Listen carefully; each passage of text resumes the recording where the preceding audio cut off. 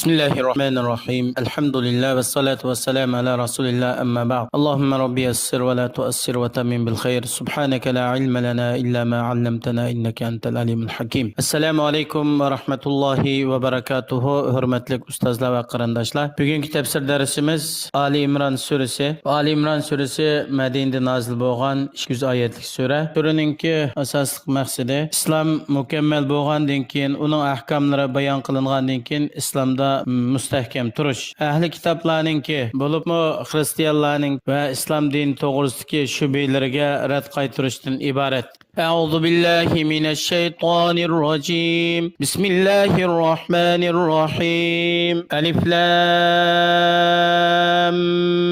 ميم الله لا إله إلا هو الحي القيوم نزل عليك الكتاب بالحق مصدقا لما بين يديه وأنزل التوراة والإنجيل من قبل هدى للناس وأنزل الفرقان إن الذين كفروا بآيات الله لهم عذاب شديد والله عزيز ذو انتقام. Yukarıki ayetlerinin kısaca tercümesi. Yani biz yukarıda sözlep ötkendek Ali İmran suresi Medine'de nazil boğan. Bu sureninki Ali İmran suresi dep atılışı İmran aile tavabatlarınınki vakaları sözlengenlikten bu surede sözlengen vakalık türüge isim bop kalgan. Alif Lam Mim. Yani muşu ayrım okuladigan bu harfler biz bunun bayanatını Bakara suresinde tefsile bayan kılıp öttük. Bu hem de Kur'an-ı Kerim'ninki siri.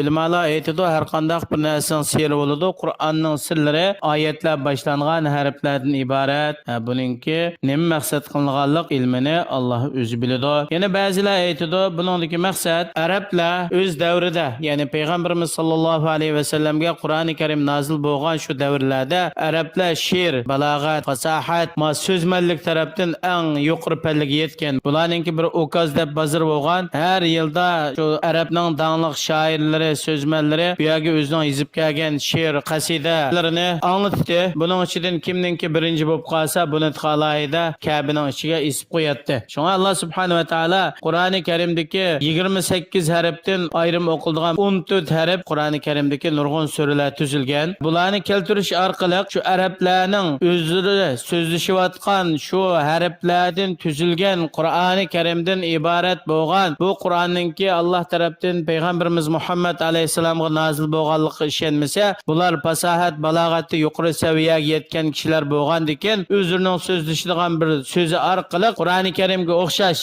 bir kitobni yoki Qur'oni Karimdagi suraga o'xshash bir surani yoki bir oyatni bir keltirib baqson deb ularga jang e'lon qilg'iliq. Shuning bilan bular tün terishqiliq o'zininki danglik shoiri so'zman hammasini to'plab bir oyatni o'xshatmoqliq. Shunga Allah subhanahu va taolo biz Baqara surasi so'zlab o'tdik. Fa illam taf'alu va lan taf'alu. Bular qilinmadi, hargizmi qilinmaydi. Ya'ni bu shu payg'ambar alayhisolamning davridagi arablar qilinmadi. Hatto qiyomatgacha bo'lgan har qanday bir millat Qur'oni Karimning o'qishida bir narsani keltirishga bular hargiz qodir bo'lmaydi. Chunki bu Qur'oni Karim Peygamberimiz sallallahu aleyhi ve sellem'e nazil kılıngan mengülük mucize Allah'ın mucizesi. Şuna hiç kandak bir insan her kanda yukarı seviyeye yetken takdirde mi bu Kur'an-ı Kerim'in özüge okşaş ya ki bunundaki bir sürüge okşaş ya ki bir uzak ayetke okşaş bir nesini keltirişke herkes kadir bulamaydıqanlıqını Allah subhanahu ve taala sürülerinin bişidiki harfler arkalık ulağı can ilan kılgan ula bunun aciz kelgen. Allah hakiki bir ilahdır. Allah'ın başka ibadetke layık hiç ma'bud yok. Allah mükemmel hayata igizatdır. Allah'a ölüm kemmeydir ve Allah mükemmel hayat igisi. Allah subhanahu ve taala tüm kainatın işlerini idare kılıp toğuçudur. Bu kainatın işlerini idare kılışta özünün halkıdın bir hacettir. Bütün kainatki barlık mahlukatla Allah'ın idare kılışı bilen turudu. Her kandak ahvalda Allah'ın bir hacet olanmaydı. Ey Allah'ın peygamberi Muhammed sallallahu aleyhi ve sellem Allah subhanahu ve taala sizlarga nazil qilgan bu Qur'oni Karim bo'lsa, o'zining bergan xabarlarida rostchil, hukmlarida adil va ilgirki ilohiy kitoblarga muvofiq kelgan shunday bir kitobdir. Bu Qur'oni Karim bilan Allah subhanahu ve taala ilgiri nazil qilgan ilohiy kitoblar kitoblarning orasida hech qanday bir zid yo'q. Alloh subhanahu va taolo Musa alayhisolamga Tavrat nozil qildi, Isa alayhisolamga Injil nozil qildi, sizlarga Qur'oni Karim nozil qilishdan ilgari. Mushu ilohiy kitoblarning hammasi kishilarni hidoyat qiladigan, to'g'ri yo'lga boshlaydigan, ularni diniy va dunyolik tarafdan foydali bir ishga yetaklaydigan ilohiy kitobdir. Alloh subhanahu va taolo haqni botildan ariydigan, hidoyatni ozg'unlikdan ariydigan Furqondan iborat yana bu Qur'oni Karimni Alloh nozil qildi. Alloh subhanahu va taoloning sizlarga nozil qilgan oyatlariga kofir bo'ladigan badbaxtlar, ularga qat azaba. Alloh g'olibdir. Hech qanday bir kuch Allohga g'olib kelmaydir. Alloh subhanahu va taolo o'zining payg'ambarini inkor qilgan, payg'ambarning buyrug'iga xilof qilgan barliq kofirlardan intiqom olishga qodirdir. Innalloha la yaxfa alayhi shay'un fil ardi va la fis samaa. Huvallazi yusawwirukum fil arhami kayfa yasha.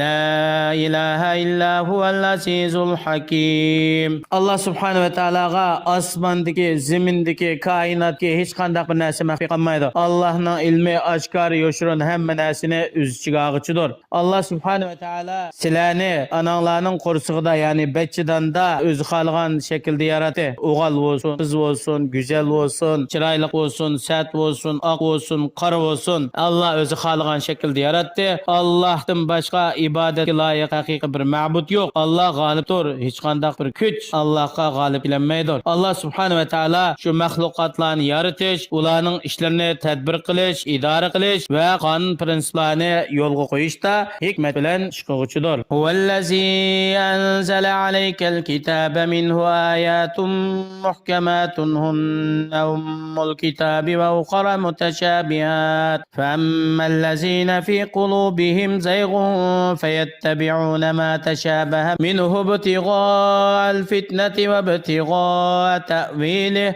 wa ma ya'lamu ta'wilahu illa Allah والراسخون في العلم يقولون آمنا به كل من عند ربنا وما يذكر إلا أولو الألباب. Ey Allah'ın peygamberi sallallahu aleyhi ve sellem, Allah subhanahu wa ta'ala sizlarga Qur'oni Karimni nazil qildi. O Qur'oni Karimning oyatlaridan ma'nolari uchuq, ifodalashlari ro'shan bo'lgan oyatlar bor. Uningda hech qanday bir aralashish shubha yo'q. Bu Qur'oni Karimningki asosiy qismi va asosidir. Bu bo'lsa ixtilof bo'lgan vaqtida qaytadigan asosli marja manbadir. Ya'ni ba'zi bir qism oyatlar bor. Bu bir qancha ma'noga ehtimolli qo'ygan oyatlar. Bu mutashabih deb ataladi. Bu ya'ni o'qimagan, bilmagan yoki shundaqlam shu tarjimani o'qlam, asli maqsadni bilmagan kishilarga nisbatan buning ma'nosi aralashib ketadi. Ammo qalbidan bir xil haqdan moyil bo'lib, botilga yuzlanadigan yoki qalbida nifoq bor bunday kishilar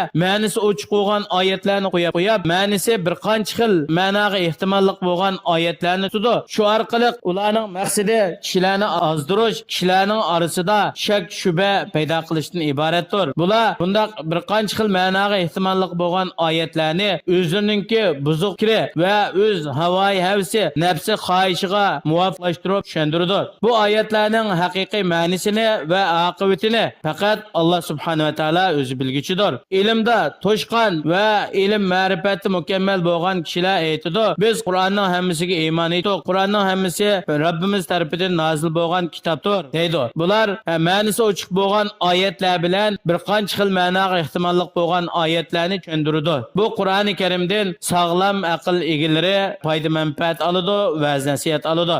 Robbana la tuzigh qulubana ba'da iz hadaytana va hab lana min ladunka rahma innaka antal wahhab. Robbana innaka jami'un nas li yawmin la rayba fihi innalloha la yuxliful mi'ad. Ya'ni ilmda to'shqan kishilar shunday deydi: ey Rabbimiz, bizni to'g'ri yo'lga hidoyat qilgandan keyin bizning dilimizni haqdan moyil qilib etmislar. Haqdan izib ketgan kishilarga yetgan bundaq ozg'inlik kesilidan bizni salomat qilslar. Ey Alloh, bizning qalblarimizni to'g'ri yo'lga hidoyat qiladigan, to'g'ri yo'lga, qalbimizga to'g'ri yo'l bag'ishlaydigan rahmat ato qilslar o'z dargohilaridan. Ey Parvardigorimiz, sizlar ato ihsoni ko'p, fazl rahmat ato qilguvchi. Rabbimiz, sizlar insonlarning hammasini qiyomat kunida hisob uchun o'z dargohilariga to'playlar. Bu qiyomat cho'qim bo'ladi. Parvardigorimiz, sizlar hargizmo va'dalarga xilof qilmaylar. Yuqorqi oyatlardan ilingan foydalar: birinchisi, Alloh subhanahu va taolo